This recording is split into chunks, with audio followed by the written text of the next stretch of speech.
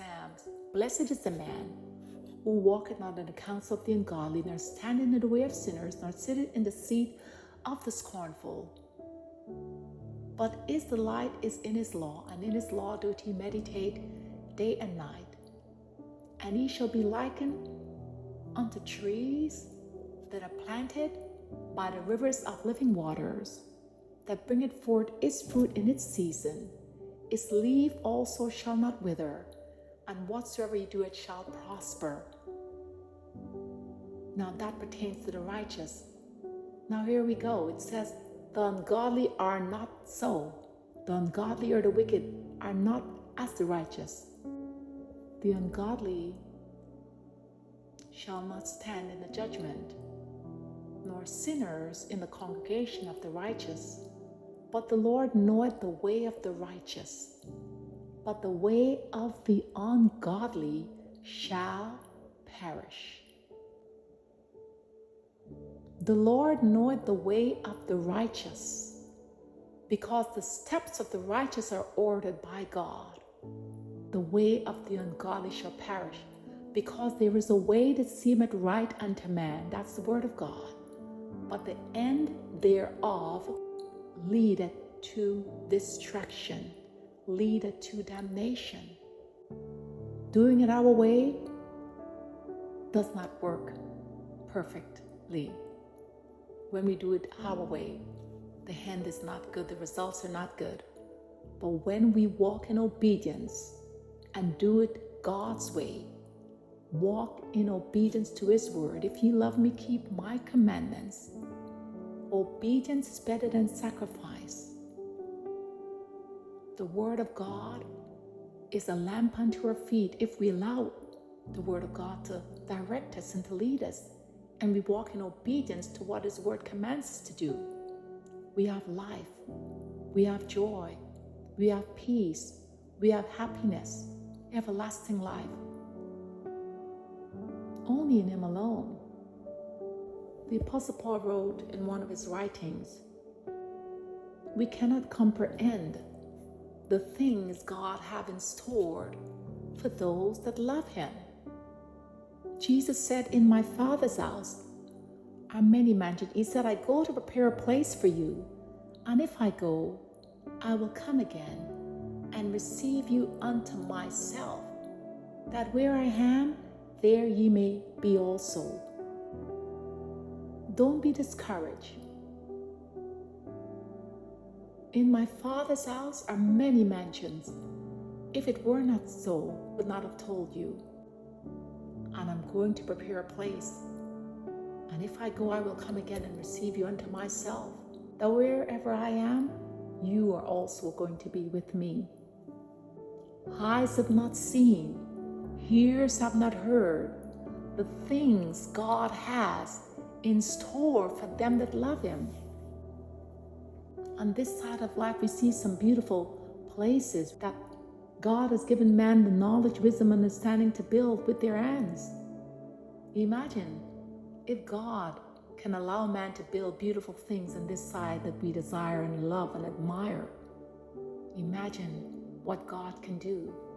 The Word of God is here for us to read and to feed on, because man shall not live by bread alone, but by every word that proceeded out of the mouth of God. The Word of God is food for our souls. As the natural, so is the spiritual. The physical food we eat to sustain the natural body, but the Word of God is the only thing that can sustain our spirit or our soul. We need the Word of God. We continue on.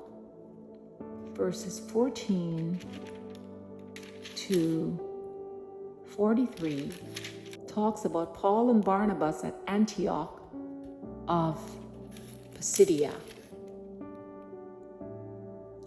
When you begin to read through these verses, to sum it up briefly,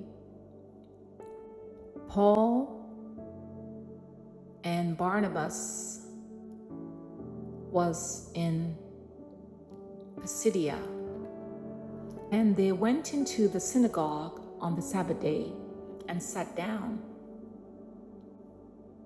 After reading the law, the prophets and the rulers of the synagogue said unto them, Ye men and brethren, this is verse 15, if ye have any word of exhortation for the people, say on.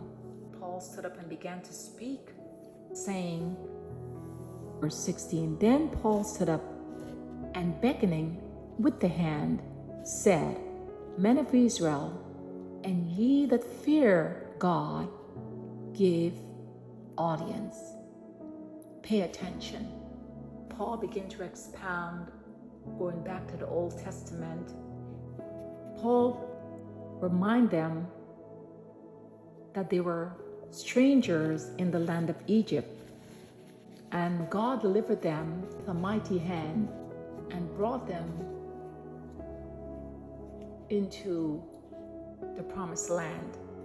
Remember, they were in the wilderness for 40 long years. While they were in the wilderness for 40 years, God raised up judges that judged them, and kings. God raised up judges that judged them for a span of 450 years until Samuel the prophet. When they requested to have a king, God gave them Saul, and after a span of 40 years, God gave them King David as their king. The Hebrews were not as other nations were.